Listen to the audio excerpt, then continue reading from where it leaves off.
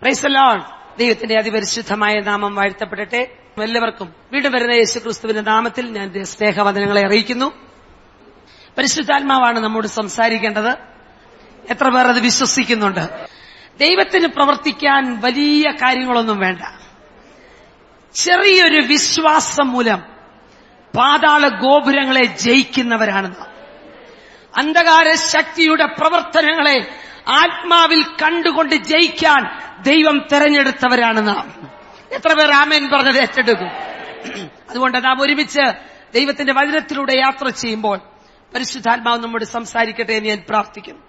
മാനുഷിക ശബ്ദങ്ങൾ നമ്മളെ തളർത്തുമെന്നാൽ പരിശുദ്ധാത്മാവ് ഇടപെട്ടാൽ അതിനകത്ത് നമ്മുടെ മുറിവുകൾ കെട്ടപ്പെടും, വർഷങ്ങളായുള്ള ബന്ധനങ്ങൾ അഴിയും, അന്ധകാര ശക്തികൾ പരാജയപ്പെടും, ഇതുവരെ കാണാത്ത ദൈവിക വിടുതലുകൾ നടക്കും. ശത്രു നിങ്ങൾക്കെതിരെ കെട്ടിവെച്ച കെട്ടുകൾ ഓരോന്നായി അഴിഞ്ഞു വീഴുന്നത് അതിന്ന് പകലത് വെളിപ്പെടാൻ പോകുന്നുവെന്ന് ഞാൻ ആത്മാവിൽ വിശ്വസിക്കുന്നു. ആത്മഭാരത്തോടെ ദേശങ്ങൾക്ക് വേണ്ടി പ്രാർത്ഥിക്കുന്ന ദൈവജനമേ, ഈ ദിവസങ്ങളിലെ പ്രാർത്ഥന വെറുതെയാകില്ല. നമ്മുടെ കണ്ണുകൾ കൊണ്ട് ചിലത് കാണും, നമ്മുടെ കുടുംബങ്ങളിൽ ചിലത് വെളിപ്പെടും. തലമുറകളുടെ മേൽ വർഷങ്ങളായി ബന്ധിച്ചിരിക്കുന്ന ചില ബന്ധനങ്ങൾ അഴിഞ്ഞു വീഴുന്നത്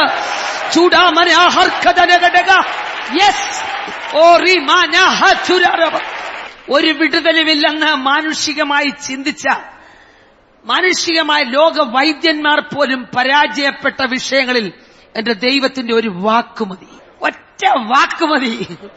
ആ വാക്ക് ഇന്ന് ദൈവം പുറപ്പെടുവിക്കും. മറ്റാരും നിങ്ങളുടെ വിഷയം അറിയുന്നില്ല, പക്ഷേ നിങ്ങൾ ഒറ്റയ്ക്ക് ഇരിക്കുന്ന കസേരയുടെ അടുക്ക ദൈവത്തിന്റെ ആത്മാവിന്റെ സാന്നിധ്യം. അവൻ പറയുന്നത് നിങ്ങളുടെ പ്രത്യേക വിഷയത്തെ മാത്രം തൊട്ടായിരിക്കും. ശരീരത്തിനും ആത്മാവിനും ഒരു വിടുതൽ നൽകാൻ ദൈവത്തിന് മാത്രമേ കഴിയൂ. അതാരിലൂടെ സംസാരിച്ചാലും ദൈവ സാന്നിധ്യമുള്ള സ്ഥലത്ത് ദൈവാത്മാവിന്റെ പദ്ധതിയില്ലാത്ത ഒരു ശബ്ദവും വെളിപ്പെടില്ല. Hallelujah, praise the lord. മനോഹരമായൊരു ഫോട്ടോ ഫ്രെയിം ചെയ്യാൻ കൊണ്ടു കൊടുത്തു. നല്ലൊരു ഫ്രെയിമും കണ്ടുപിടിച്ചു കൊടുത്തു. ഫ്രെയിം ചെയ്യുന്ന ആള് പറഞ്ഞു, ഈ ഫ്രെയിമിനകത്ത് ഈ ഫോട്ടോ ഒതുങ്ങണമെങ്കിൽ സൈഡ് കട്ട് ചെയ്യണം. പല വശങ്ങൾ കട്ട് ചെയ്താലേ ഈ ഫ്രെയിമിനകത്ത് ഈ ഫോട്ടോ ഒതുങ്ങത്തുള്ളൂ. രക്ഷിക്കപ്പെട്ടപ്പോഴല്ല, അതിനു മുൻപ് അമ്മയുടെ ഉദരത്തിൽ ഉരുവായി ആണോ പെണ്ണോ എന്ന് ലോകത്തിലെ സ്കാനിംഗ് മിഷനുകൾ നിങ്ങളെ തിരിച്ചറിയുന്നതിന് മുൻപ് ദൈവം നമുക്ക് വേണ്ടി ഒരു ഫ്രെയിം ഒരുക്കിയിട്ടുണ്ട്.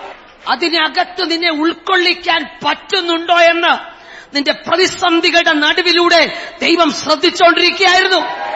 ദൈവം വെച്ചിരിക്കുന്ന ഫ്രെയിമിനകത്ത് ഒതുങ്ങിക്കൊടുക്കാൻ തയ്യാറില്ലെങ്കിൽ ദൈവം ചിലത് കട്ട് ചെയ്യും. പേര് സ്ഥാനമൊന്നും ദൈവത്തിന് വിഷയമല്ല, നിത്യതയാ ദൈവത്തിന് വിഷയം. ചിലത് കട്ട് ചെയ്യാനൊന്ന് ഏൽപ്പിക്കാവോ? ചില വശങ്ങൾ ഇങ്ങനെ വർഷങ്ങളായി അതങ്ങ് പ്രൊജക്ട് ചെയ്ത് നിൽക്കുകയാ. ആത്മീകരാണോ? അതെ ആത്മീകരാ.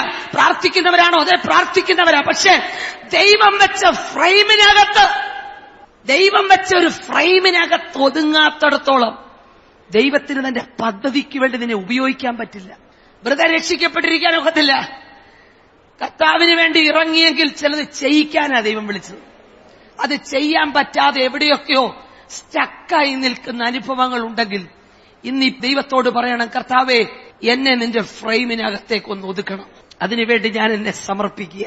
അങ്ങനെ പറയാൻ എത്ര പേർക്ക് മനസ്സുണ്ടെന്ന് എനിക്കറിയത്തില്ല. നമ്മളെപ്പോഴും എല്ലാം ആയെന്നൊക്കെ നമുക്ക് തോന്നും. പക്ഷേ ഒറ്റയ്ക്ക് രഹസ്യ പ്രാർത്ഥനാ മുറി കയറുമ്പോ കർത്താവ് പറയും, നിനക്ക് തോന്നുന്നൊന്നും അല്ല ശരി, നീ എന്റെ ഫ്രെയിമിൽ ഒതുങ്ങുന്നില്ല. കുറച്ചുകൂടെ നിന്നെ ഞാൻ പ്രതീക്ഷിക്കുന്നുണ്ട്. നീ ഇവിടെ കൊണ്ട് ഒതുങ്ങാനല്ല, നിന്നെ കുറിച്ചുള്ള എന്റെ പദ്ധതി വലുതാണ്. നീ പ്രതീക്ഷിക്കുന്നതിനേക്കാൾ നിന്റെയും നിന്റെ തലമുറയും ഉപയോഗിക്കാൻ എന്റെ മനസ്സിലൊരു പദ്ധതിയുണ്ട്. അതിനുവേണ്ടി നിന്നെ ഒരുക്കിയെടുക്കാന്. ഹല്ലേലൂയ. അതുകൊണ്ട് പ്രാർത്ഥനയ്ക്ക് വേണ്ടി നമുക്ക് കുറെ കൂടെ സമർപ്പിക്കുമ്പോൾ തന്നെ കർത്താവേ, എന്നെ ആ ഫ്രെയിമിലേക്കൊന്ന് ഒതുക്കണേ എന്ന് പ്രാർത്ഥിക്കാം. ഹല്ലേലൂയ. ദൈവവചനത്തിന് പ്രാധാന്യം കൊടുത്താൽ ദൈവം കൂടെ നിൽക്കില്ലേ? ഏത് പുസ്തകത്തിലെ പ്രസിദ്ധമായൊരു കാര്യം നമുക്കറിയാം. എബ്രായ പുരുഷന്മാരെ തീയിലേക്ക് കൊണ്ടിട്ടവര് ദഹിച്ചു. അപ്പൊ എന്നാ തീയാ? കൊണ്ടിട്ടവര് ദഹിച്ചു, പക്ഷെ അകത്തോട്ട് വീണവർ ദഹിച്ചില്ല. അവരോട് ചോദിച്ചെന്താ ദഹിക്കാത്തെ? ഞങ്ങളുടെ അകത്തെ തീ അതിലും വലുതല്ലേ. ഹല്ലേലൂയ. അകത്തെ തീയുടെ വലിപ്പം അറിയാവുന്നവൻ പുറത്തെ തീയെ ഭയപ്പെടേണ്ട. ഹല്ലേലൂയ. ഈ മനുഷ്യരെ കൊണ്ടങ്ങിട്ടു.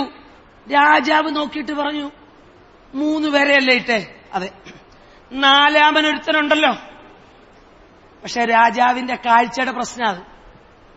ഞാൻ നോക്കിയപ്പോ എനിക്ക് മനസ്സിലായത് 3 പേരെയല്ലേ ഇട്ടേ, അതിനു മുമ്പ് ഒരാൾ ഇവിടെ വന്നല്ലോ. 3 പേരെ അങ്ങ് ചെല്ലുന്നതിന് മുമ്പ് ഒരാൾ അവിടെ ഉണ്ടായിരുന്നല്ലോ. Praise God.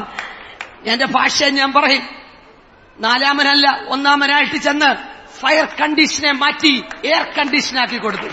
നിന്റെ പ്രതിസന്ധികളുടെ നടുവിൽ കണ്ടീഷൻ മാറ്റാൻ അധികാരമുള്ളൊരു ദൈവപുത്രൻ ഇന്ന് പകൽ ഇവിടെ വെളിപ്പെട്ടിട്ടുണ്ട് കേട്ടോ. അവനെ നീ ഒന്ന് മനസ്സിലാക്കിയാ മതി, ഒന്ന് റെക്കഗ്നൈസ് ചെയ്താൽ മതി. എല്ലാം കഴിഞ്ഞപ്പോ രാജാവ് പറയാ, ബിംബത്തെ നമസ്കരിക്കാത്തവരെ തീയിലിടണമെന്ന് പറഞ്ഞ മനുഷ്യൻ പറയാ, ഈ വിധത്തിൽ വിടുവിപ്പാൻ കഴിയുന്ന മറ്റൊരു ദൈവവുമില്ലായക കൊണ്ട് ഈ പട്ടണം അതറിയാൻ പോകുന്നു. ഈ വിധത്തിൽ വിടുവിപ്പാൻ കഴിയുന്ന മറ്റൊരു ദൈവവുമില്ലെന്ന് പട്ടണം അറിയാം. ഓ റീബാനബാശന്തര, നീ നിൽക്കുന്നത് ദൈവത്തിന്റെ തീ മതിലിനകത്താണ്. നിന്നെ തൊടാൻ കഴിയുന്ന ഒരു ശക്തിയും ഈ ലോകത്തിലില്ലെന്ന് സ്വർഗം തെളിയിക്കാന് ഈ പ്രതിസന്ധി. ഹല്ലേലൂയ. ഈ വിധത്തിൽ വിടുവിപ്പാൻ കഴിയുന്ന മറ്റൊരു ദൈവവുമില്ല. യെസ്, അവരെ ഞാനിവിടെ ഉയർത്തുകയാണ്. വളരെ വേഗത്തിൽ ഞാൻ വചനത്തിലേക്ക് കടക്കുന്നു. അപ്പോസ്തലപ്രവൃത്തികളുടെ പുസ്തകം 12-ാം അധ്യായം അതിന്റെ 5-ാം വാക്യം. ഇങ്ങനെ പത്രോസിനെ തടവിൽ സൂക്ഷിച്ചു വരുമ്പോൾ സഭ ശ്രദ്ധയോടെ അവന് വേണ്ടി പ്രാർത്ഥന കഴിച്ചു പോന്നു. പത്രോസിനെ തടവിൽ സൂക്ഷിക്കുമ്പോൾ സഭ ശ്രദ്ധയോടെ പ്രാർത്ഥിച്ചു. സഭ ശ്രദ്ധയോടെ പ്രാർത്ഥിക്കാൻ കാരണം എന്താ? പത്രോസിനെ തടവിൽ. ഇതാണ് നമ്മുടെ മാനുഷികമായി നമ്മൾ പെട്ടെന്ന് ചിന്തിക്കുന്ന ചിന്ത. എന്നാൽ എനിക്ക് ദൈവാത്മാവ് അതിലൂടെ മറ്റൊരു ദൂതാണ് തന്നത്. സഭ ശ്രദ്ധയോടെ പ്രാർത്ഥിക്കാൻ കാരണം പത്രോസിനെ തടവിൽ സൂക്ഷിച്ചതാണ്. പത്രോസിനെ തടവിലാക്കാൻ കാരണം എന്താ? അതാ നമ്മൾ മനസ്സിലാക്കേണ്ടത്. അപ്പോസ്തലപ്രവൃത്തികളുടെ പുസ്തകം നാം ശ്രദ്ധയോടെ പഠിക്കുമ്പോൾ 1-ാം അധ്യായത്തിൽ പരിശുദ്ധാത്മ നിറവ് ഭൂമിയിലേക്ക് ഇറങ്ങി വന്നിട്ടില്ല. ശിഷ്യന്മാരെല്ലാവരും ഉണ്ടെങ്കിലും അവരുടെ അകത്തെ ചിന്ത, ഒരാളെ ചോദിക്കുന്നുള്ളതിലും എല്ലാവരുടെ അകത്തെ ചിന്ത എപ്പോഴേ കസേരയൊന്ന് കിട്ടുന്നതെന്ന്. കാര്യമൊക്കെ കഴിഞ്ഞു നീ പോവുക, പക്ഷെ ഞങ്ങൾക്ക് കസേര തരാതെ നീ പോവാണോ? അപ്പൊ എപ്പോ ഇതൊന്ന് കിട്ടും ഇതറിയണ്ടേ. പക്ഷെ കർത്താവ് അതങ്ങ് ഈസി ആയിട്ട് എടുത്തു. ഇപ്പൊ ഇതല്ല അത്യാവശ്യം, നീ ശക്തി പ്രാപിക്കേണ്ടതാ. പത്രോസെ അല്ലെങ്കിൽ മറ്റൊരാളിനെ വിളിച്ചിട്ട് പറയുന്നു, ഇപ്പോഴത്തെ ആവശ്യം കസേരയല്ല, കസേരയിൽ ഇരിക്കേണ്ട സമയത്ത് ഞാൻ ഇരുത്തിക്കോളാം. പക്ഷെ ഇപ്പൊ നിന്റെ ആവശ്യം ഒരു ശക്തി പ്രാപിക്കേണ്ടതാ. മറ്റു പലതിനും വേണ്ടി സമയം മാറ്റിവെക്കുമ്പോൾ ഓർക്കുക, അതിനേക്കാൾ പ്രാധാന്യം പരിശുദ്ധാത്മ നിറവിനാണ്. പരിശുദ്ധാത്മാവ് നിറവ് നിന്റെ മേലുണ്ടെങ്കിൽ കസേര നിന്നെ തേടിയെത്തും. അനുഭവത്തിന്ന് പറയുക, കസേരകൾ തേടിയെത്തണമെങ്കിൽ കസേരയുടെ പുറകെ ഓടണ്ട, നീ ആത്മനിറവിൽ പുറത്തു വന്നാൽ മതി. നിന്നെ ഒതുക്കാൻ കഴിയാത്ത, മാറ്റി നിർത്താൻ കഴിയാത്ത ഒരസാധാരണ ദൈവകൃപ നിന്റെ മേൽ ചലിക്കുന്നു എന്ന് കണ്ടാൽ കസേര നിന്നെ തേടിയെത്തും. ഇന്ന് പകൽ സ്ഥാനമാനങ്ങളെക്കാൾ വലുത് അഭിഷേകമാണ്. കർത്താവിന്റെ മറുപടിയിൽ അവർ പ്രാർത്ഥനയ്ക്ക് വേണ്ടി കാത്തിരുന്നു, പ്രാർത്ഥനയോടെ കാത്തിരുന്നു. 2-ാം അധ്യായം നമുക്കറിയാം. കാത്തിരുന്നവരുടെ നടുവിൽ തൃത്വത്തിൽ 3-മനായ പരിശുദ്ധാത്മാവ് ഭൂമിയിലേക്ക് ഇറങ്ങി വന്നു. അഗ്നിജ്വാല പോലെ പിളർന്നിരിക്കുന്ന നാവുകൾ പ്രത്യക്ഷമായി ഓരോരുത്തന്റെ മേലും പതിഞ്ഞു. 1-ാം അധ്യായത്തിലെ ചിന്ത മാറി.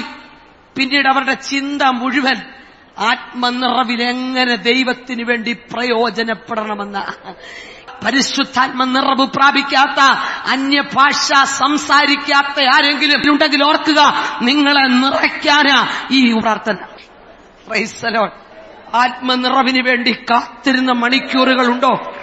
ദൈവാത്മാവ് ചോദിക്കുന്നു, അഭിഷേകത്തിന്റെ നിറവിൽ അന്യഭാഷയിൽ സമയം നോക്കാതെ നൃത്തം ചെയ്തൊരാദ്യ കാലഘട്ടമില്ലേ? എന്ന് വിളിച്ചു പറയണം, കർത്താവേ അതിന്റെ പവർ കുറഞ്ഞു പോയെന്ന് തോന്നുന്നു, എനിക്ക് ശക്തി മടക്കി തരണം. നാവിന്റെ കെട്ടുകളെ അഴിച്ച് മനുഷ്യർക്കാർക്കും മനസ്സിലാകാത്ത ആത്മഭാഷയിൽ ദൈവത്തോട് സംസാരിക്കാൻ ദൈവം നമ്മളെ തിരഞ്ഞെടുത്തതാ. നിങ്ങൾക്കറിയാമോ, ലോകത്തിൽ അന്യഭാഷ സംസാരിക്കുന്നവർ നമ്മളാ. ഹല്ലേലൂയ. പരിശുദ്ധാത്മാവിന്റെ ഭാഷ അത് തിരിച്ചറിഞ്ഞ് സംസാരിക്കുന്നവർ നമ്മളാ. അതിന്റെ മഹത്വം വലുതാ കേട്ടോ. അത് തിരിച്ചറിഞ്ഞ് ആത്മാവിൽ ആരാധിച്ചോണം. അന്ധകാര ശക്തികൾ നമ്മളെ ഭയപ്പെടുന്നത് നമ്മുടെ ശരീരത്തിന്റെ വണ്ണം കൊണ്ടും പൊക്കം കൊണ്ടുമല്ല, നാം പറയുന്ന ഭാഷയുടെ പവർ കൊണ്ടാ. നീ പ്രാപിച്ച ഭാഷയിൽ നിന്റെ വീടിനകത്തൂടെ അങ്ങോട്ടും ഇങ്ങോട്ടും നടന്ന് നീ അന്യഭാഷയിൽ പറഞ്ഞ് സ്തോത്രം ചെയ്തോ.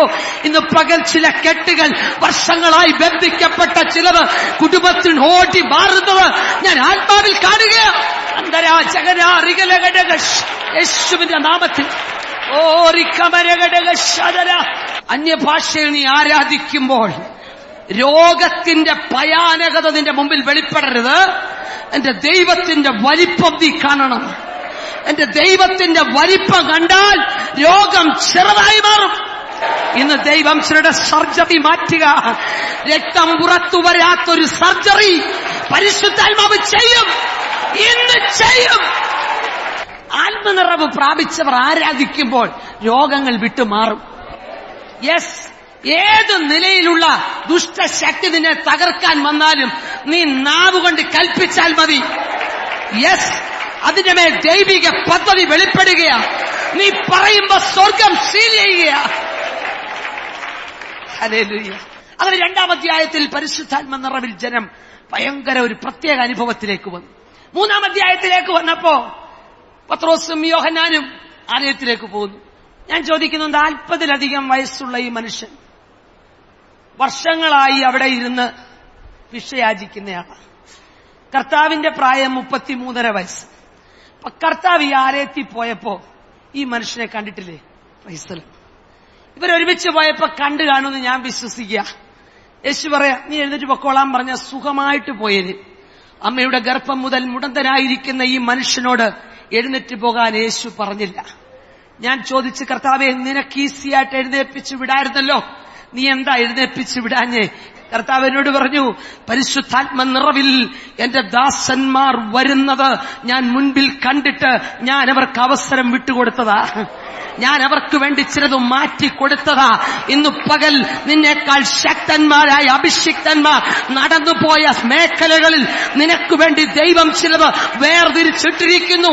ഈ പരിശുദ്ധാത്മ നിറവിൽ ചെന്നാൽ മറ്റാർക്കും ചെയ്യാൻ കഴിയാത്ത ചിലത് നിന്റെ ബലഹീനമായ കരങ്ങളിലൂടെ ഭിക്ഷ കിട്ടുമെന്നോർത്ത് ചോദിച്ചപ്പോ പറഞ്ഞു, വെള്ളിയും പോലും എനിക്കില്ല. എല്ലാരും വിറ്റ് കാൽക്കൽ കൊണ്ടുവരുന്ന ഈ സമയത്ത് ഒന്നും കയ്യിലില്ലേ? Price the Lord. അവരുടെ കയ്യിൽ നിഷ്കളങ്കതയോടെ പറഞ്ഞുകൊണ്ട് അവരുടെ കയ്യിൽ ഒന്നുമില്ല. വെള്ളിയും പൊന്നും ഒന്നും തരാനില്ല, പക്ഷേ ഇന്നലെ വരെ ഇല്ലാത്ത ഒന്ന് ഞങ്ങളുടെ കയ്യിലുണ്ട്. യെസ്, ഇന്നലെ വരെ പ്രാപിക്കാത്തൊരു നിറവ് പ്രാപിച്ചാൽ ചിലതിനെ ദൈവം മാറ്റിയിട്ടത് ആത്മാവിൽ കണ്ടുകൊണ്ട് കൽപ്പിക്കാൻ ദൈവം ഇതിനകത്ത് ചിലരെ എഴുന്നേൽപ്പിക്കുകയാണ്. നിങ്ങൾ ഈ ശുശ്രൂഷ അനുഭവിക്കുന്നവരായി മാത്രമല്ല, ശുശ്രൂഷിക്കുന്നവരായി. ഹല്ലേലൂയ. മറ്റു പലർക്കും ചെയ്യാൻ കഴിയാതിരുന്നത് ദൈവത്തിൽ വിശ്വസിക്കുന്ന നിങ്ങളെ കൊണ്ട്, നിങ്ങളുടെ കുടുംബങ്ങൾക്കകത്തു മാത്രമല്ല, ഒരു ദേശത്തു മാത്രമല്ല, ലോകത്തിന്റെ വിവിധ ഭാഗങ്ങളിൽ അഭിഷിക്തന്മാരോട് ഞാൻ വിനയത്തോടെ പറയട്ടെ, തീർന്നിട്ടില്ല കേട്ടോ, ഇനി തുടങ്ങുന്നേ ഉള്ളൂ. ആഴമേറിയ ചില ദൈവപ്രവർത്തികൾ, ശത്രുവിന്റെ കൊട്ടാരങ്ങളെ തകർക്കുന്ന ചില ആത്മിക വെല്ലുവിളികൾ. യെസ്, ഏലിയാവെന്ന് പറയുന്ന മനുഷ്യൻ സാധാരണക്കാരനാന്താ പറഞ്ഞേ? ഹല്ലേലൂയ. ഏലിയാവ് ചെന്നത് നമ്മൾ കാണുമ്പോ പെട്ടെന്നൊരു ദിവസം അങ്ങോട്ട് വെളിപ്പെട്ടതുപോലെ അല്ല കേട്ടോ. ദീർഘവർഷങ്ങൾ മുഴങ്കാലുകളുടെ നടുവിൽ തലവെച്ച് ദൈവവുമായുള്ള ബന്ധത്തിലിരുന്ന മനുഷ്യനായ ഏലിയാവ്. ഏലിയാവ് ചെന്നത് പറഞ്ഞത് ഒരു സാധാരണക്കാരനായ മനുഷ്യനോടല്ല, ഒരു കൊട്ടാരത്തിന്റെ അധിപതിയോടാ. ഹല്ലേലൂയ. ധൈര്യമായിട്ട് ഇറങ്ങിക്കോ, ചില കൊട്ടാരങ്ങൾക്കകത്ത് ദൈവപ്രവൃത്തി വെളിപ്പെടാനുണ്ട്. യെസ്, ഞാൻ ബലഹീനയാണെന്നൊന്ന് ഓർത്ത് മാറി നിൽക്കണ്ട. ചില കൊട്ടാരങ്ങളെ മുമ്പിൽ കണ്ടുകൊണ്ട സ്വർഗം നിങ്ങളെ പുറത്തു കൊണ്ടുവന്നത്. വിശ്വാസത്തോടെ ഏറ്റെടുത്തോ, ദൈവം ചിലതിനെ അയക്കും. ഹല്ലേലൂയ.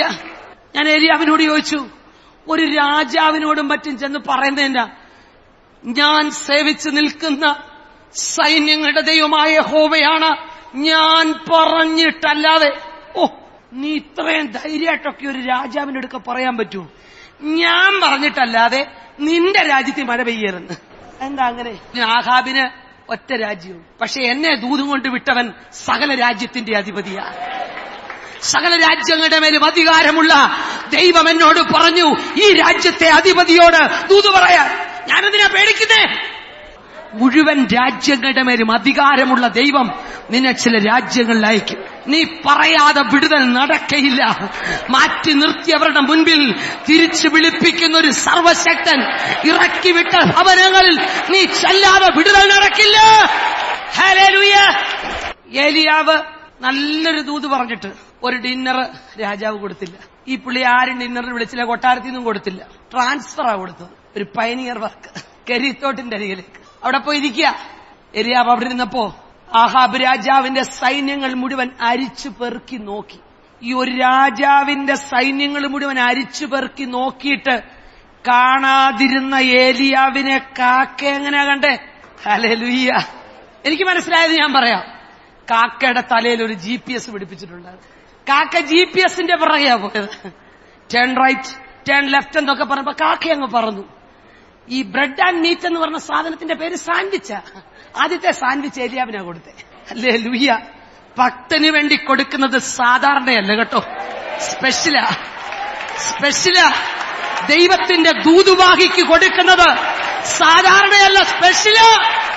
അത് ഭക്ഷിക്കണമെങ്കിൽ ദൈവത്തിന് വേണ്ടി നിൽക്കണം. മറ്റാർക്കും കൊടുക്കാത്ത ചിലവ് ദൈവം നിനക്ക് തരാൻ പോകുക. മറ്റാർക്കുമില്ലാത്തൊരു അഭിഷേകം, മറ്റാർക്കുമില്ലാത്തൊരു വെളിപ്പാട്, മറ്റാരോട് പറയാത്തൊരു രഹസ്യം. പ്രാർത്ഥനാ മുറിയുടെ അതിരുകളെ വിശാലമാക്കിക്കോ. ദൈവം ചില ദൂതുകൾ തരാൻ പോകുകയാണ്. ഇന്ന് പകൽ മടുത്തിരിക്കുന്ന അനുഭവത്തിൽ ചാടിയടിച്ചോ. ശത്രു വെച്ച നിന്റെ ക്ഷീണം മാറട്ടെ, നിന്റെ തളർച്ച മാറട്ടെ.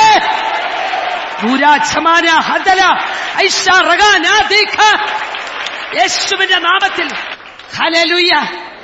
പ്രാർത്ഥനാ മുറിയിൽ തളരരുത്. തളർന്നാൽ പിശാച് നിന്നെ ഒതുക്കാൻ ശ്രമിക്കും. യെശയ്യാപ്രവചനത്തിൽ ഒരു വാക്യമുണ്ട്, പ്രസവിക്കാത്ത മച്ചിയെ സന്തോഷിച്ച് ഉല്ലസിക്കുക. നിന്റെ കൂടാരത്തിന്റെ അതിരുകളെ വിശാലമാക്കുക. നിന്റെ കുറ്റികൾ പറിച്ച് നാട്ടുക. എന്തിനാ? മക്കളൊന്നും ഇനിയും വരാനില്ല. പിന്നെന്തിനാ കൂടാരത്തിന്റെ അതിരുകളൊക്കെ പറിച്ചു നാട്ടുന്നത്? വിശ്വാസമുള്ളവൻ, പ്രാർത്ഥനയിൽ വിശ്വാസമുള്ളവൻ, അസാധാരണ കാര്യങ്ങളെ കാണാൻ മനസ്സുള്ളവർ കൂടാരത്തിന്റെ കുറ്റികൾ പറിച്ചു മാറ്റണം. എന്തിനാണെന്നറിയാമോ? ഈ സ്ത്രീയോട് ഇത് പറഞ്ഞത് എന്തിനാണെന്നറിയാമോ?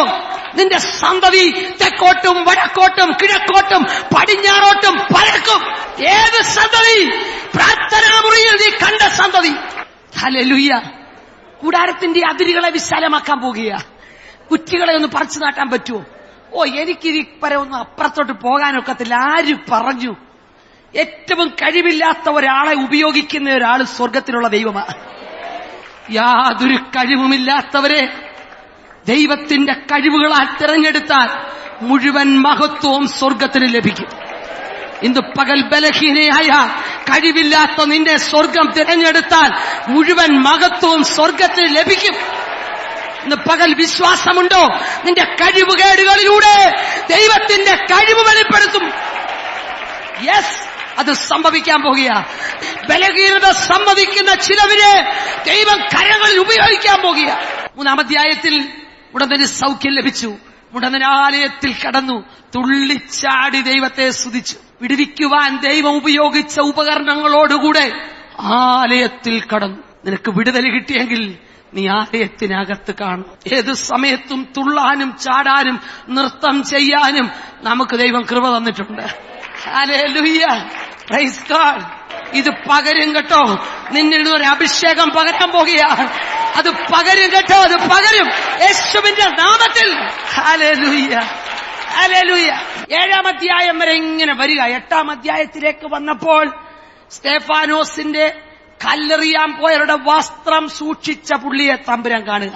Praise God, hallelujah. മനസ്സിലാവുന്നുണ്ടോ? 8-ാം അധ്യായത്തിലേക്ക് വന്നു. ശൗലിന്റെ ഉപദ്രവങ്ങൾ ആരംഭിക്കുക. ക്രിസ്തീയ സഭയ്ക്കെതിരെ പീഡനങ്ങൾ അഴിച്ചുവിട്ട് എന്റെ കയ്യിൽ അധികാരപത്രമുണ്ടെന്ന് പറഞ്ഞ് നടക്കുന്ന ഒരു ശൗലിനെ ദൈവം ശ്രദ്ധിക്കുക. ആ അധ്യായത്തിന്റെ ഒടുവിലേക്ക് വരുമ്പോൾ ഫിലിപ്പോസിനെ ദൈവം ഒറ്റ മനുഷ്യനു വേണ്ടി അയക്കുകയാണ്. ഒറ്റ മനുഷ്യന് വേണ്ടി ഞാൻ വേഗത്തിൽ പറയുന്നത് കൊണ്ടാണ് നിന്നു പോകാത്തത്. ഫിലിപ്പോസ് എന്ന മനുഷ്യൻ വലിയ ദൈവിക പദ്ധതിക്കകത്ത് നിൽക്കുമ്പോൾ ചെവിയിലൊരു ശബ്ദം, വേഗത്തിൽ നിർജ്ജന പ്രദേശത്തേക്ക് പോകണം. ആൾക്കൂട്ടത്തിന്റെ നടുവിൽ നിൽക്കുന്ന ഒരു അഭിഷിക്തൻ ഇഷ്ടമില്ലാത്തൊരു സ്ഥലമാ ഒറ്റയ്ക്കൊരാളെ കാണാൻ പോകുന്നത്. പക്ഷേ ദൈവശബ്ദത്തിന്റെ മാധുര്യം മനസ്സിലാക്കിയ, അതിന്റെ ഗാംഭീര്യം മനസ്സിലാക്കിയ ഫിലിപ്പോസ് 140 മൈൽ സഞ്ചരിച്ച് അതിവേഗത്തിൽ നിർജ്ജന പ്രദേശത്ത് ഗസയിലേക്ക് ചെന്നു. എന്തിനാണെന്നറിയാമോ? ദീർഘവർഷങ്ങൾക്ക് മുൻപ് ഗസയിൽ ഒരഭിഷിക്തൻ തകർന്നതാ. മനസ്സിലാകുന്നുണ്ടോ? ശിംശോൻ എന്ന് പറയുന്ന ഒരു അഭിഷിക്തൻ തകർന്ന മേഖലയിലേക്ക് ഈ ഫിലിപ്പോസിനെ ഓടിച്ചു കൊണ്ടുവന്ന് ആഫ്രിക്കയ്ക്കുള്ള ഒരു അപ്പോസ്തലനെ അവിടെ വെച്ച് പണിയുക. ഒരഭിഷിക്തൻ തകർന്നപ്പോൾ കൈകൊട്ടി ചിരിച്ചെങ്കിൽ പിശാചേ, മറ്റൊരഭിഷിക്തൻ ഒരു ഭൂഖണ്ഡത്തിനു വേണ്ടി ഇവിടെ എഴുന്നേൽക്കും. ദൈവത്തിന് വേണ്ടി വീറോടെ നിന്ന ഒരു ശിംശോനെ തകർത്ത മണ്ഡലത്തിൽ ദൈവം മറ്റൊരു അഭിഷിക്തനെ ഒരുക്കുകയാ. ഫിലിപ്പോസ് അവിടെ ചെന്ന് തേരിനോട് ചേർന്ന് നടന്നു. അവിടെ ഒരു ശുശ്രൂഷ നടക്കുക. തേരിന് അകത്തേക്ക് കയറിയില്ല, തേരിനോട് ചേർന്ന് നടക്കാൻ ദൈവം ഒരു കാലഘട്ടം വെച്ചിട്ടുണ്ട് കേട്ടോ. ചാടിക്കേറാൻ തോന്നും, പക്ഷെ കയറണ്ട, ചേർന്ന് നടന്നു. തേരിനകത്തിരിക്കുന്നവനോട് ദൈവം സംസാരിക്കും, ഇവനെ അകത്ത് കയറ്റുക എന്ന്. അന്നേരം കയറിയാ മതി, അന്നേരം കയറിയാലേ പ്രയോജനമുള്ളൂ.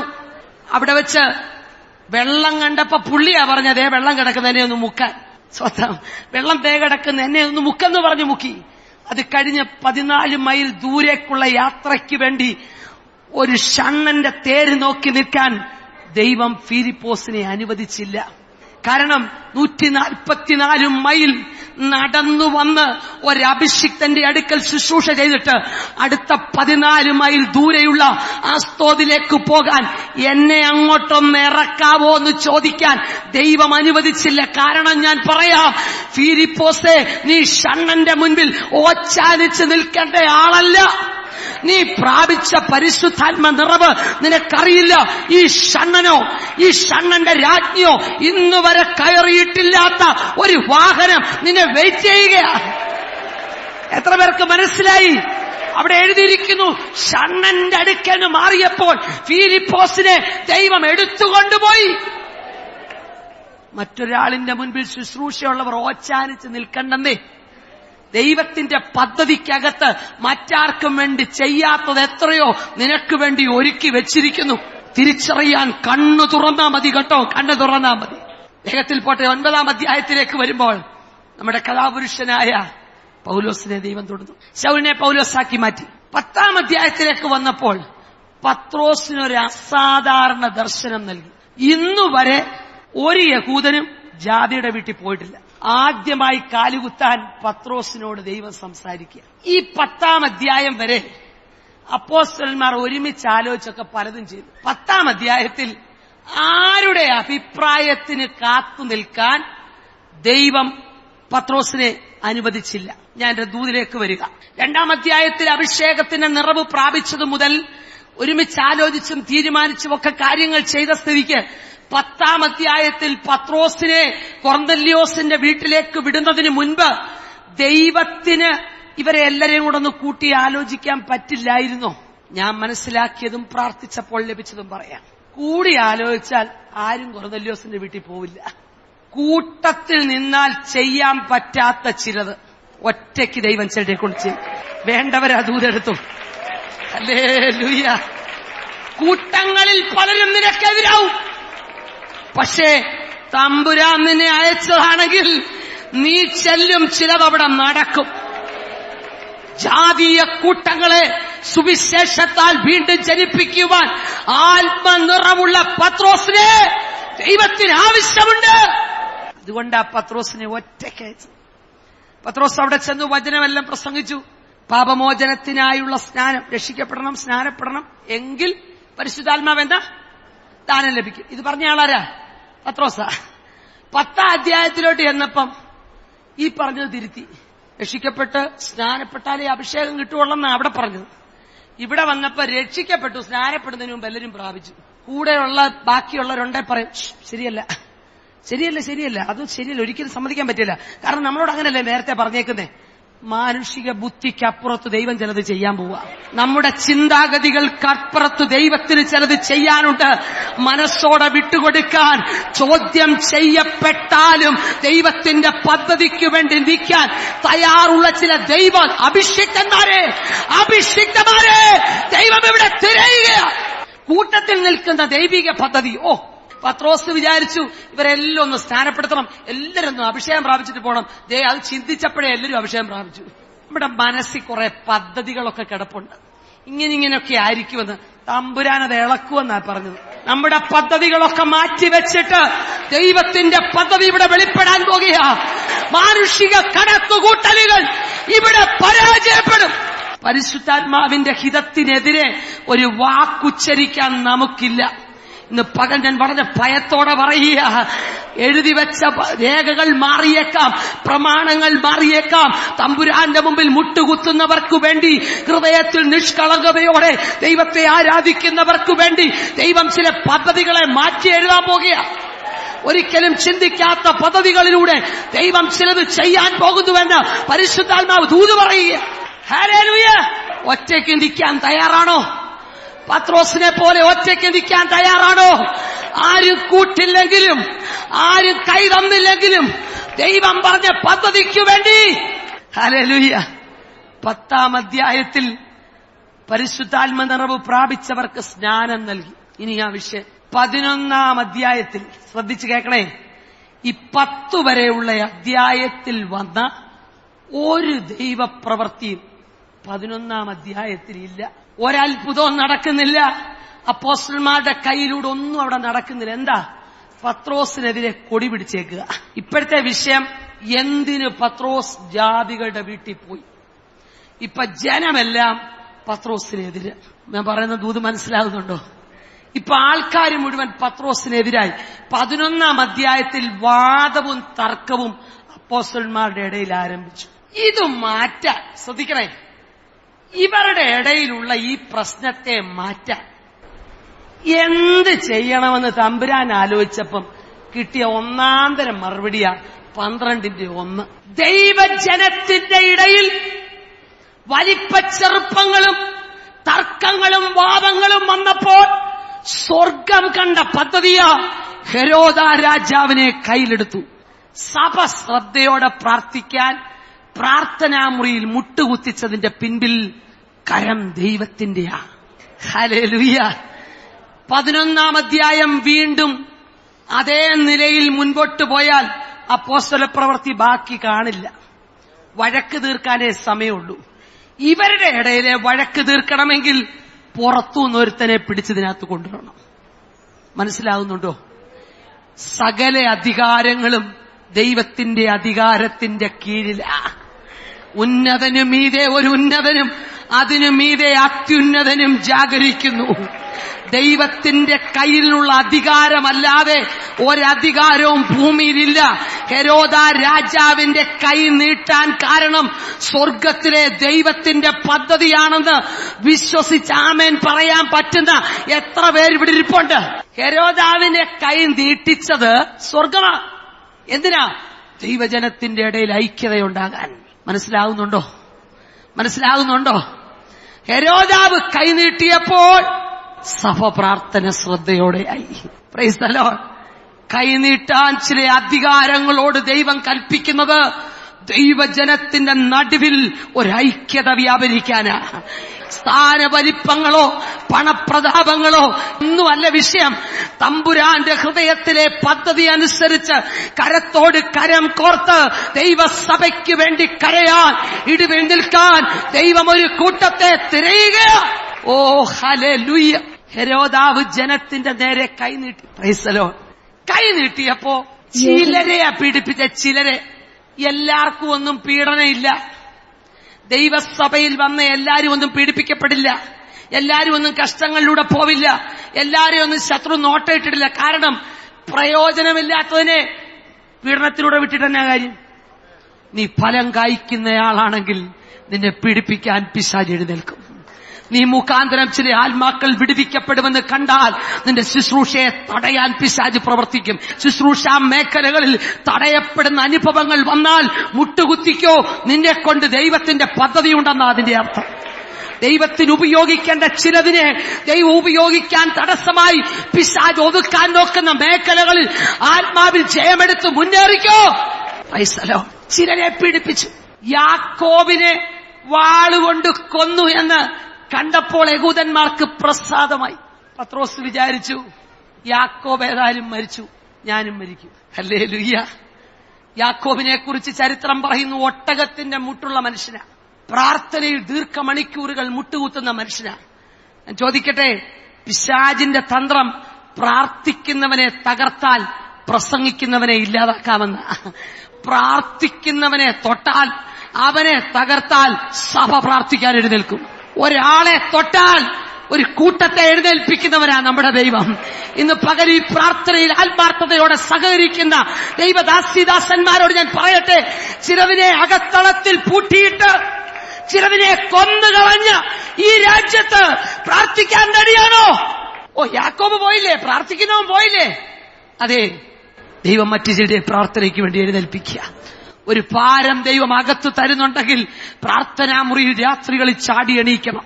ശത്രു ചിലതിനെ ദൃഷ്ടി വെച്ചുവെന്ന് കാണുമ്പോൾ അനങ്ങാതെ കിടന്നുറങ്ങരുത്. ചാടി എണീറ്റ് കട്ടിലിന്റെ താഴെ വിരിക്കപ്പെട്ട പായിൽ മുട്ടുകുത്തണം. ചിലതിനെ തകർത്തത് പ്രാർത്ഥനാ മുറിയിലേക്ക് ഓടിക്കയറാനാ. എത്ര പേർക്ക് പ്രാർത്ഥനയ്ക്ക് ഒരു ഭാരമുണ്ടെന്ന് എനിക്കറിയില്ല. ഇന്ന് പകൽ ഇതിനകത്തുനിന്ന് എഴുന്നേൽക്കുന്നതിന് മുൻപ് പ്രാർത്ഥനാ മുറിയെ വിശാലമാക്കണം. ദൈവം ചിലരുടെ പ്രാർത്ഥനാ മുറികളെ നോക്കുന്നു. ഇന്ന് പകൽ ശൂന്യമായി കിടക്കുന്ന ചില പ്രാർത്ഥനാ മുറികളിലേക്ക് ദൈവം ഇറങ്ങി വരികയാ. എനിക്ക് നിന്നോട് പറയാൻ അനേക രഹസ്യങ്ങളുണ്ട്, പക്ഷേ നീ ശ്രദ്ധിക്കുന്നില്ല. പ്രാർത്ഥിക്കുവാനായി മണിക്കൂറുകൾ വേർതിരിച്ച സമയങ്ങളില്ലേ? മറ്റാരും കാണാതെ ദീർഘമണിക്കൂറുകൾ കരഞ്ഞവരില്ലേ? ഇന്ന് പകൽ ദൈവാത്മാവ് ചോദിക്കുന്നു, ആരംഭകാലത്തെ പ്രാർത്ഥനാ ജീവിതം എവിടെ? കഴിഞ്ഞ കാലങ്ങളിൽ പ്രാർത്ഥിച്ച് കിട്ടിയ മറുപടികൾ ഒന്ന് എഴുതി വെച്ചത് എടുത്തൊന്ന് നോക്കാമോ? നീ നിലവിളിച്ച് കരയും.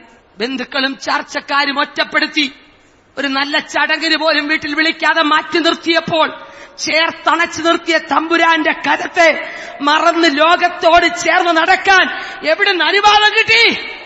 ഒരു മാനസാന്തരത്തിന്റെ പകലാക്കി മാറ്റാൻ, ഒരു തുള്ളി കണ്ണുനീർ കണ്ണിന് പുറത്തു വരാൻ ഞാൻ പരിശുദ്ധാത്മാവിൽ നിങ്ങളോട് പറയുക. ഒരിളക്കപ്പെരുപ്പത്തിന്റെ സമയത്തിൽ നിന്ന് ഒരാഴമുള്ള മാനസാന്തരത്തിലേക്ക് വരാൻ പരിശുദ്ധാത്മാവ് ആഗ്രഹിക്കുന്നു. പ്രാർത്ഥനാ മുറികളിൽ നിന്ന് നീണ്ട മണിക്കൂറുകൾ പോരാടി മറ്റാർക്കും ലഭിക്കാത്ത മറുപടികളും കയ്യിൽ പിടിച്ചുകൊണ്ട് ഇറങ്ങി വന്ന പലരും ഇതിനകത്തിരിപ്പുണ്ടെന്ന് ദൈവാത്മാവ് ദൂത് പറയുക. ജീവനില്ലാത്ത വിഷയവുമായി പ്രാർത്ഥനാ മുറിയിലേക്ക് കയറിയ ഏലിയാവ് മടങ്ങി വന്നത് ജീവനുള്ള കുഞ്ഞുമായിട്ടാ. ഇന്ന് പകൽ മരിച്ചു കിടക്കുന്ന ചില വിഷയങ്ങൾ നിന്റെ പ്രാർത്ഥനാ മുറിയെ ദൈവം നോക്കുകയാകട്ടോ. അതിനകത്ത് ചില വിടുതലുകൾ ദൈവം മാറ്റിവെച്ചത് തരാൻ വർഷങ്ങളായി ദൈവം ആഗ്രഹിക്കുക. ഇന്ന് പകൽ ചിലത് മടങ്ങി വരട്ടെ. മടങ്ങി വരാൻ മനസ്സുണ്ടെങ്കിൽ മറുപടി തരാൻ ദൈവം റെഡിയാ. ചില പ്രാർത്ഥനകളുടെയൊക്കെ മറുപടികൾ വൈകുന്നില്ലേ? ചില മറുപടി വൈകുന്നെങ്കിൽ ആ മറുപടി ശ്രേഷ്ഠമായിരിക്കും. നീ പലപ്പോഴും ദൈവത്തോട് ചോദിച്ചൊരു ചോദ്യമുണ്ട്, മറ്റുള്ളവരെക്കാൾ അധികം ഞാൻ ദൈവത്തെ സ്നേഹിക്കുകയും ദൈവത്തിന് വേണ്ടി നിൽക്കുകയും പ്രവർത്തിക്കുകയും ചെയ്തിട്ടും എന്റെ കുടുംബം എന്താ ഇങ്ങനെ? ചരിത്രത്തിന്റെ ഭാഗമാക്കാൻ നിന്റെ വീടിനെ ദൈവത്തിന് ആവശ്യമുണ്ട്. നീ കടന്നുപോകുന്ന പ്രതിസന്ധികൾക്കകത്ത് ദൈവം ദൂരവേ ചിലത് കണ്ടുകൊണ്ടിരിക്കുക. ഇന്ന് പകലത് വിശ്വാസത്തോടെ ഒന്ന് ഏറ്റെടുക്കാൻ പറ്റുമോ? എന്റെ വീട് തകർന്നു പോയെന്നും നിലംപതിച്ചെന്നും ഇനി ഉയരത്തില്ലെന്നും പിശാച് പറയുമ്പോൾ ഞാൻ വിശ്വാസത്തോടെ പറയുന്നു, എന്റെ വീടിനെ ചരിത്രത്തിലൊന്നാക്കി മാറ്റാൻ എന്റെ ദൈവത്തിന് പദ്ധതിയുണ്ട്. ശത്രു തകർക്കാൻ നോക്കിയ കുടുംബങ്ങളുടെ മേൽ ദൈവം പ്രാർത്ഥനാ മുറിയിലേക്ക് ഓടിക്കയറ്റുവാൻ പദ്ധതിയിടുന്നു. യെസ്, മറ്റുള്ളവരാരും പോകാൻ ഇഷ്ടപ്പെടാത്ത വേദനയേറിയ അനുഭവങ്ങളിലൂടെ എന്തിനാ ഞങ്ങളെ കടത്തിവിടുന്നേ? നീ വേദനയിലൂടെ കടന്നു പോകുമ്പോൾ മറ്റ് ചിലർക്ക് നീ പാഠമാവുകയാ. ലോകത്തിന്റെ ചോദ്യങ്ങൾ ഇത്രയും സ്നേഹിച്ചിട്ട്, ഇത്രയും കരുതിയിട്ട് നിങ്ങളുടെ അത്യാവശ്യ സമയത്ത് കർത്താവ് എവിടെ പോയി? അവൻ വരും. ആരോടും കൂട്ടുകൂടാതെ ഒറ്റയ്ക്കിരിക്കുന്ന ചിലത് മാറിയിരുന്ന് കരയുമ്പോ തമ്പുരാൻ അവരെ പണിപ്പുരയിൽ പണിതുകൊണ്ടിരിക്കുക. ഇന്ന് പകൽ ഞാനൊരു ദൂതാ പറയുന്നേ, പരിശുദ്ധാത്മാവ് ഇത് പറയുന്നു, അകത്തളങ്ങളിൽ പണിയപ്പെട്ട് ലോകത്തിന്റെ മുൻപിൽ ഇറങ്ങാൻ കഴിയാതെ മാനസികമായ വേദനയോടെ ഒറ്റയ്ക്കിരിക്കുന്ന എന്റെ പ്രാവേ, ലോകം നിന്നെ ആദരിക്കുന്നില്ലായിരിക്കാം, പക്ഷെ നിന്നെ ആദരിക്കുന്ന ഒരു ദിവസമുണ്ട് കേട്ടോ. തമ്പുരാന്റെ മുമ്പിൽ പണിയപ്പെടുന്ന നിന്നെ പുറത്തു കൊണ്ടുവരുന്ന ഒരു സമയമുണ്ട്. ഇന്ന് പകൽ നിന്റെ വിശ്വാസം സ്വർഗം നോക്കുകയാ. നിന്റെ കുടുംബത്തിലെ വിഷയത്തിന് നടുവിൽ നീ പറയുന്ന വാക്ക് ദൈവം ശ്രദ്ധിക്കുക. നിന്റെ നാവിലൂടെ വരുന്ന വാക്കിനകത്ത് തമ്പുരാൻ ചിലത് ചെയ്യാൻ പോകുക. മാറ്റിയിടാവുന്നതല്ല.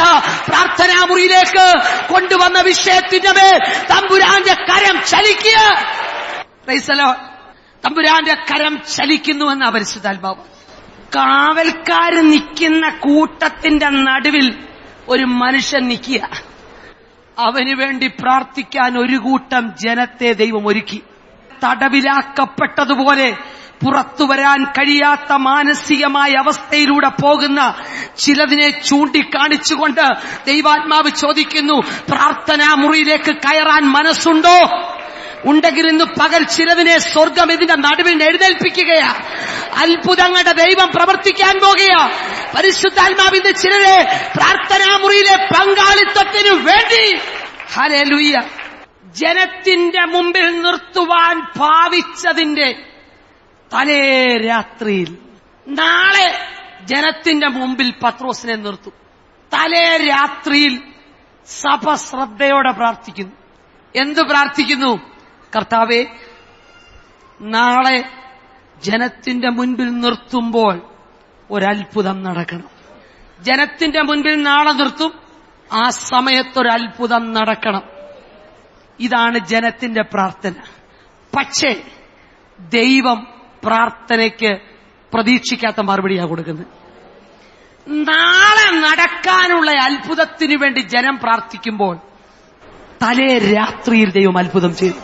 നീ പ്രാർത്ഥിക്കുന്നത് ചില നാളുകൾ കഴിഞ്ഞിട്ടൊരു അത്ഭുതമെന്ന, പക്ഷെ നീ പ്രാർത്ഥിക്കുന്ന വേളയിൽ നിന്റെ പ്രതീക്ഷകൾക്കപ്പുറത്ത് തമ്പുരാനൊരു മറുപടി അയക്കാൻ പോകുകയാണ്. തലേ രാത്രി ഇന്ന് പകൽ ചിലരുടെ തലേ രാത്രിയാ. പ്രതീക്ഷിക്കാത്ത ചില മറുപടികൾ. യെസ്, ഓ ശരഭികമനഘടകച്ചുന, പ്രതീക്ഷിക്കാത്ത ചില മറുപടികൾ. പക്ഷെ ഇന്ന് നിന്റെ തലേ രാത്രിയാ. ഉറക്കം വരാതെ കിടക്കുന്ന തലേ രാത്രിയില്ലേ, നാളെ ഒരു വലിയ വിഷയത്തിന്റെ മറുപടി ലഭിക്കണമെന്ന് പറഞ്ഞ് രാത്രിയുടെ യാമങ്ങളിൽ കരഞ്ഞ് നിലവിളിച്ച് കിടക്കുന്ന ദൈവപൈതലെ, നിന്റെ തലേ രാത്രിയെ സ്വർഗം വെയിറ്റ് ചെയ്യുകയാ. ഇന്ന് പകൽ പരിശുദ്ധാത്മാവ് പറയുന്നു, ഇന്ന് പകൽ പ്രതീക്ഷയ്ക്ക് വിരുദ്ധമായി, നിന്റെ ചിന്തകൾക്കപ്പുറമായി ദൈവം ചിലത് ചെയ്യാൻ പോകുകയാണ്. എവിടെ? നീ പ്രതീക്ഷിക്കാത്ത മേഖലകളിൽ. യെസ്, ദൈവത്തിന്റെ ടൈമിൽ ദൈവം ചിലത് ചെയ്യാൻ പോവാ. നിന്റെ മടുപ്പുകളെ മാറ്റി സ്വർഗത്തിലെ ദൈവത്തിന്റെ ആത്യന്ത ശക്തി നിന്റെ മേൽ പകർന്ന്. യെസ്, ശരാദികൾ കമന പ്രാർത്ഥിച്ച ഒരു കൂട്ടം ജനത്തിന്റെ പ്രാർത്ഥനയുടെ മറുപടിയായി സമയത്തിനു മുൻപേ, പ്രതീക്ഷയ്ക്ക് മുൻപേ ദൈവകരം ചലിച്ചെങ്കിൽ പ്രാർത്ഥിക്കുന്ന ദൈവജനമേ, യേശുവിന്റെ നാമത്തിൽ ശത്രുവിനെതിരെ ഒരുക്കി വെച്ച കെണികൾ ആത്മാവിൽ ആരാധിക്കുന്ന നിന്റെ മുൻപിൽ അഴിയുകയാണ്. വർഷങ്ങളായി പ്രാർത്ഥിക്കുമ്പോൾ ദൈവം ഒരു തലേ രാത്രി വെയിറ്റ് ചെയ്യുകയായിരുന്നു. എന്തിനാണെന്നറിയാമോ? ആ സമയത്ത് ചെയ്താൽ പറയും, ഞാനും ദൈവവും കൂടെ ചെയ്തതെന്ന്. പ്രതീക്ഷയ്ക്ക് മുൻപേ ചെയ്താൽ ദൈവത്തിന് മാത്രമേ ചെയ്യാൻ പറ്റുള്ളൂ. കാരണം രാത്രി കോടതിയില്ല, പകല കോടതിയുള്ളേ. എന്റെ ദൈവം മനുഷ്യന്റെ പദ്ധതിക്കകത്ത് ഒതുങ്ങുന്നവനല്ല. മനുഷ്യൻ വെച്ച കോടതിക്കകത്തല്ല നിന്റെ വിധി. ദൈവം അനുവദിച്ച വിധി നിന്റെ പ്രതീക്ഷയ്ക്കപ്പുറമാ. കോടതിയിലെ വിധിക്ക് മുൻപേ നിന്റെ വിധി അകത്ത് നടപ്പാക്കും. ശത്രു പറഞ്ഞ വാക്കുകളെ തിരുത്തി എഴുതാൻ ദൈവത്തിന് നിന്നെ ആവശ്യമുണ്ട്. ഹല്ലേലൂയ. കൈകളെ ലാമത്തിൽ കെട്ടി കൂടെ നിൽക്കുന്ന എത്ര ചേവകരുണ്ടെന്നുള്ളതൊന്നും ദൈവത്തിന്റെ വിടുതലിന് തടസ്സമല്ല. അധികാരങ്ങൾ എത്ര നിന്നെ ഒതുക്കുന്നതൊന്നും ദൈവത്തിന് വിഷയമല്ല. ദൈവത്തിന്റെ ഒറ്റ അത്ഭുതം വെളിപ്പെട്ടാൽ അധികാരങ്ങൾ തെറിച്ചു മാറും. പത്രോസ് അകത്തിരുന്നുകൊണ്ട് പത്രോസിന്റെ ധൈര്യവും കൂടെ പറഞ്ഞ് ഞാൻ നിർത്തുക. പത്രോസിനോട് ചോദിക്കണം, പത്രോസേ, ഇത്രയൊക്കെ പ്രശ്നം വന്നിട്ട് നിനക്കെന്താ പേടിയില്ലാത്ത? പത്രോസ് പറഞ്ഞു, ഹെരോദാവ് കൈ നീട്ടിയത് എനിക്കൊരു പേടിയേ അല്ല. അതെന്താ? ഒരു രാജാവല്ലേ, ഒരു അധികാരിയല്ലേ? അതെ, ഞാൻ ചില നാളുകൾക്ക് മുൻപ് കർത്താവിന്റെ കൂടെ എന്ന് പറഞ്ഞ ഞങ്ങൾ ശിഷ്യന്മാരെ എല്ലാരെയും കൂടെ പടകിൽ കയറ്റി അക്കരയ്ക്ക് പോകാൻ നിർബന്ധിച്ചു. ഞങ്ങളെല്ലാരും കൂടെ പോയ വഴിക്ക് ഭയങ്കര പ്രശ്നമുണ്ടായി. കുറെ കഴിഞ്ഞപ്പം നിലവിളിച്ച് കരഞ്ഞപ്പോ ഭൂതമാന്ന് തോന്നി. പക്ഷെ കർത്താവായിരുന്നു. എല്ലാരും കൈകൊട്ടാനുണ്ട്, അപ്പം തിന്നാനുണ്ട്. പക്ഷെ പടകിൽ കയറി കാറ്റ് കണ്ടപ്പോഴേ സംഗതി ഇതിന്റെ ആവശ്യമില്ലായിരുന്നു എന്ന് പറയുക. അതിനിടയ്ക്ക് ഒരുത്തൻ ചോദിക്കുക, നീ ആകുന്നെങ്കിൽ ഞാനൊന്നങ്ങ് വരട്ടെ? അതെന്താ? ഞങ്ങളെപ്പോലൊക്കെ മര്യാദയ്ക്ക് വല്ലോടത്തും ഇരുന്ന് കൈകൊട്ടി പ്രാർത്ഥിച്ചാ പോരെ? നിനക്ക് മാത്രം എന്നാ ഒരു പ്രത്യേകത? ആ വ്യക്തിയോടായി പറയുന്നേ. പത്രോസേ, നീ വരാൻ പറഞ്ഞു. പത്രോസ് ഇറങ്ങിയപ്പോ വെള്ളം ഒന്ന് പതിയെ താഴുന്ന പോലെ തോന്നി. പത്രോസ് പെട്ടെന്ന് പരിഭ്രാന്തനായിട്ട് കൈ നീട്ടി. എങ്ങോട്ടാ? പുറകോട്ട് നീട്ടിയപ്പം 11 പേര് ഇറങ്ങിയതല്ലേ, അനുഭവിച്ചോളാൻ പറഞ്ഞു. പത്രോസ് നോക്കിയപ്പം ഒരു കൈ നീട്ടി. നിയോഗമുള്ള നിനക്ക് കൈവരാൻ ആരുമില്ലെന്നോർത്ത് നീ ഭാരപ്പെടണ്ട. കാരാഗ്രഹത്തിന്റെ അകത്തളത്തിൽ നിന്നെ കെട്ടിക്കൊണ്ടിട്ടാലും നിനക്ക് നിയോഗം തന്നവന് അവിടെ വരാൻ പറ്റും. അന്ന് കൈനീട്ടിയവൻ ഇന്നും കൈനീട്ടുക. യേശുവിന്റെ നാമത്തിൽ വിശ്വാസം വർദ്ധിക്കട്ടെ. അന്ന് ചില കരങ്ങൾ പുറകോട്ട് വലിച്ചെങ്കിൽ ഇന്ന് നിനക്ക് നേരെ നീട്ടാൻ തമ്പുരാന്റെ കരമുണ്ട്. ഇന്ന് പകലത് ആത്മാർത്ഥമായി കണ്ട് സ്തോത്രം ചെയ്യാമോ? ഹല്ലേലൂയ. അതുകൊണ്ട് ആ കരം എന്റെ കൂടെ ഉള്ളത് കൊണ്ട് എനിക്ക് പേടിയില്ല. അന്ന് വെള്ളത്തിന്റെ മുകളിലേക്ക് ചവിട്ടിയപ്പോൾ വെള്ളത്തിൽ താണതുപോലൊക്കെ തോന്നി. പക്ഷേ കൈ നീട്ടി എന്നെ പിടിച്ചു കഴിഞ്ഞപ്പോൾ എന്റെ കാലിന്റെ അടിയിലുള്ള വെള്ളം സ്ലാബായി മാറി. പിന്നെ മുങ്ങിയിട്ടില്ല. അല്പനാളുകൾ കഴിയുമ്പോൾ ഞാൻ ഇവിടെ ഒന്ന് പോവും. ഈ വെള്ളത്തിനകത്ത് ചിലരെ ഇറക്കാനുള്ള നിയോഗം ഇവനുണ്ട്. ഈ വെള്ളത്തിനകത്ത് മറ്റ് ചിലരെ ഇറക്കാൻ ഞാനിവന് നിയോഗം കൊടുത്തിട്ടുണ്ട്. ആ നിയോഗത്തിന്റെ ആരംഭമാ ഇന്നിവൻ വിശ്വാസത്തോടെ വെള്ളത്തിന്റെ മേൽ നടക്കുന്നത്. ഇന്ന് പകൽ വിശ്വാസത്തോടെ നിയോഗത്തോടെ നടക്കുന്ന ദൈവദാസി ദാസന്മാരെ വരും നാളുകളിൽ മറ്റാരും അറിയാത്ത ചില പുതിയ നിയോഗങ്ങളിലേക്ക് കാലുവെക്കാൻ തയ്യാറായിക്കോ. മറ്റാരും പോകാൻ ഇഷ്ടപ്പെടാത്ത ചില പ്രത്യേക നിയോഗങ്ങൾ ഇതിനകത്തിരിക്കുന്ന ചിലരുടെ മേൽ ദൈവം അയക്കുമെന്ന് പരിശുദ്ധാത്മാവ് ദൂത് പറയുക. പരിശുദ്ധാത്മാവ് പറയുന്നു, ഒരു തലേരാത്രിയിൽ ദൈവത്തിന്റെ വിടുതൽ നടക്കണമെങ്കിൽ ദൈവത്തിന്റെ നിയോഗങ്ങളെ വിശ്വസിക്കണം. ദൈവം അനുവദിച്ചാണ് കൈ നീട്ടിയതെങ്കിൽ, സ്ഥിതികൾക്ക് മാറ്റം വരുത്താനാണെങ്കിൽ ദൈവസഭ പ്രാർത്ഥനയിരിക്കുമ്പോൾ ദൈവം ചിലത് ചെയ്യും.